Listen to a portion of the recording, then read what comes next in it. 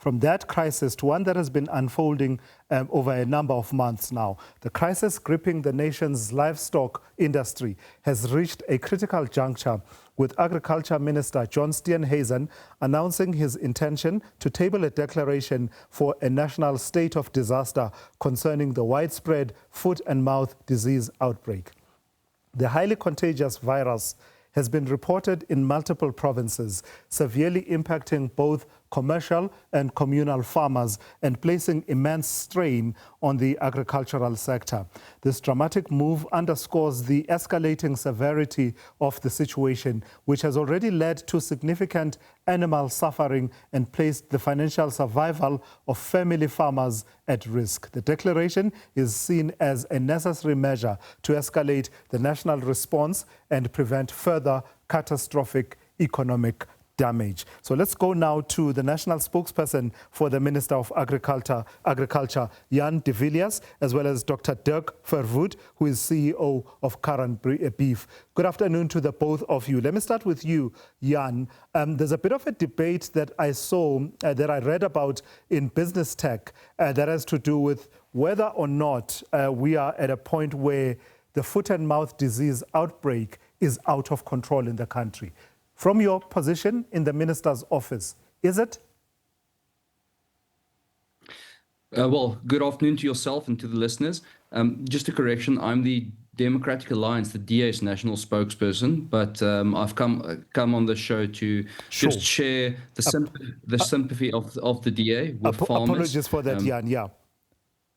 No problem, no problem. But I think to come back to the question, it really is a crisis. The Democratic Alliance acknowledges this and has deep sympathy because it affects small farmers, big farmers, feedlots, dairy farmers, rural cattle herds. It really is a crisis across various provinces that affects a lot of people, and it affects livelihoods. So the declaration or the intent to make this a state of disaster, which we saw from Minister Steenhuisen, I think is firstly symbolic because it shows that it is a really serious situation which needs a national coordinated effort. Yeah. And on a practical level, it gives the government the ability to unlock resources which the Department of Agriculture would not have been able to access, such as... So apologies for that. We'll get to that level of detail.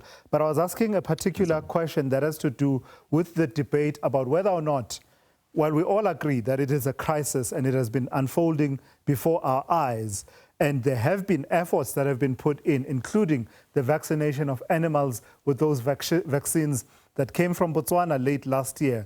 Despite all of the efforts by the industry, by the minister, would you say that it's out of control, foot and mouth disease?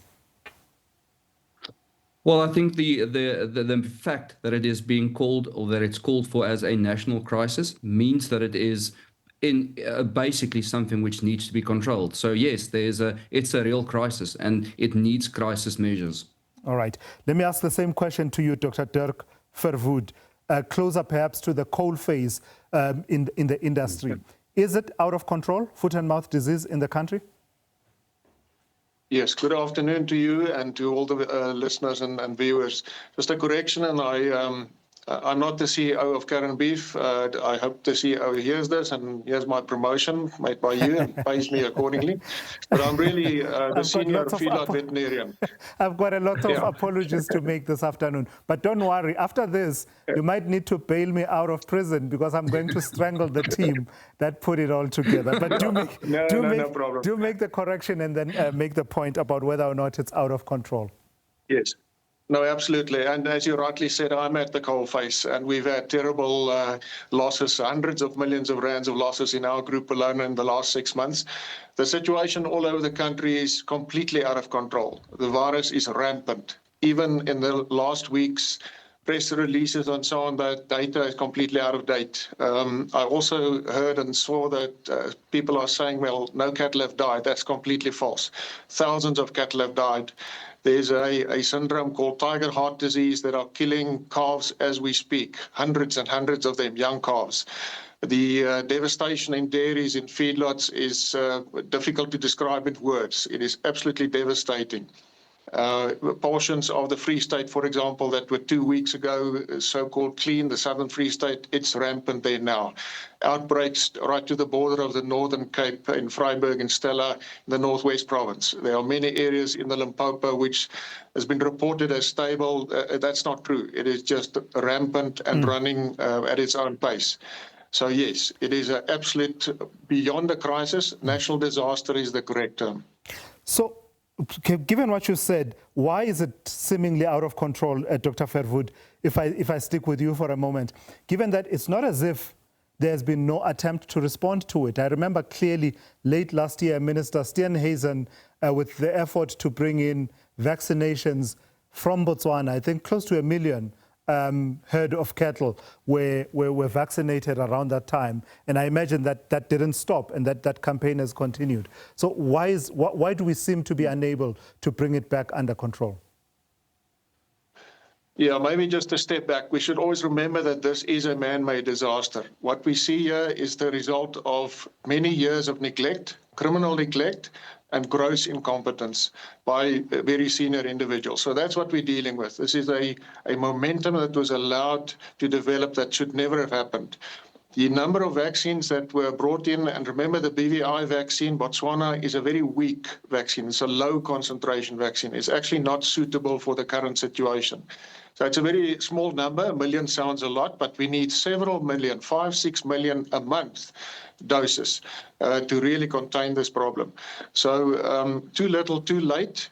A lot of that has happened last year, and it was just beyond any effort. And a lot of people have made huge efforts. In the provinces, state veterinarians, private veterinarians, we all work 7 days a week sometimes for long stretches, long hours, and to no avail, because we just don't have the number of vaccines available and also not the potency of the vaccines. And this is where the Turkey and the Argentinian vaccines will make all the difference. Jan, let me come back to you. The minister in the last couple of days outlining a plan to vaccinate almost the entire herd in South Africa, all cattle, and perhaps to get us to a point where we are back to something that we had attained a couple of years ago, the status of being FMD free. Realistically, what do the plans look like to get us to that point, given that this is a disease that not only spreads among domestic herds, but also wild animals such as your buffalo, for example, being carriers of FMD? Yes, thank you. I think that the current plan, the strategy, is basically a science-backed and evidence-based plan, which has resulted from consultations, firstly with stakeholders in South Africa. So there was Indaba. From that Indaba, about a year ago, from that Indaba, a task force was formed. And as the doctor has pointed out, a lot of stakeholders are constantly in contact with the department and are working together with let's call it a whole of society approach to fight this scourge. The nations of Brazil and Argentina, where foot and mouth disease, as I understand it, has also been a problem in the past. Has given a lot of examples of how South Africa can be brought back to FMD-free status. But the reality is that, and I think from what Dirk has said, it's quite clear, this is not an easy solution. There is no quick solution here. The reason why there are no vaccinations, we can point fingers and talk all day long about why the epidemic has not been handled correctly. But the reality is the minister understands the seriousness and the urgency of how quickly vaccines must be brought into the country, but also how important it is to have the South African vaccine produced in South Africa. And it is going to take, according to my understanding, and I am not an expert on FMD, sure, but according to my understanding, it's going to take 10 years, a decade, to actually bring South Africa back to a foot and mouth free disease status. Yeah. And all I think that anybody can do in a crisis like this is to follow the science, is to keep cool heads and work the problem with as many stakeholders and as much mutual cooperation as possible. Dr. Verwoerd, parting shot to you. Realistically, can we attain? We've done it before. It's not like we've not been there before, but I suppose there are certain dynamics that are at play that led to FMD breaking out once again.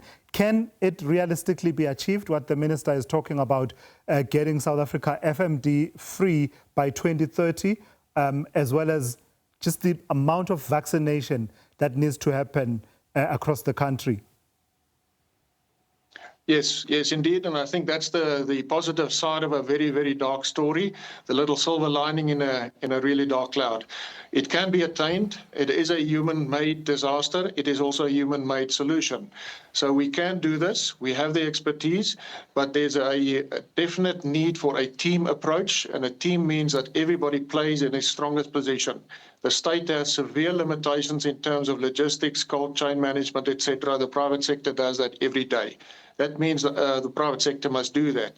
Similarly, in the feedlots, dairies, and really sophisticated agricultural enterprises, private veterinarians are perfectly positioned to do that. We must all step up to the plate. This is not a government responsibility in isolation. This is really teamwork. And all the private sectors must step up to the plate. We must share the burden, and we must assist this whole effort. And let me just say that if it wasn't for the direct efforts of the minister, we would not be in this position where we can say this is possible. His direct intervention has made all the difference. It's been like a fresh breath for the industry to have someone that's actually prepared to make the difficult decisions. So this is the message for us. I'm in all those task teams. I'm part of that whole design process, and I can tell you it is achievable, but it will be a long and difficult road ahead. I know we're at the point of conclusion of our conversation, Dr. Verwoerd, but I feel this question is really important. The impact on the sector and industry, as well as, importantly, the supply chain of beef and other cattle-related products. Are we still at a point where we're talking about we're feeling it, but it's not, it has not peaked? Or has it peaked, and is it likely to get worse before it gets better in beef prices, availability, supply, exports, and the likes? Very, very good question, and actually a long answer to that also. I'll try and be brief. It's going to get worse before it gets better, for the simple reason that there are many, many ripple effects. The effects on the calf crop, for example, you have a compromised calf crop, and not only the ones that died are affected, all the others are also affected. So that will be a ripple effect for the next year, basically, in the production system. At the moment, we've got a shortage of beef, and one of the reasons is that there are thousands of carcasses hanging in chillers at the moment that cannot be sold because of very outdated and inappropriate regulations. These things can be changed immediately, so it can address, shortages and prices and all of those things. And you're touching on the very heart of the matter.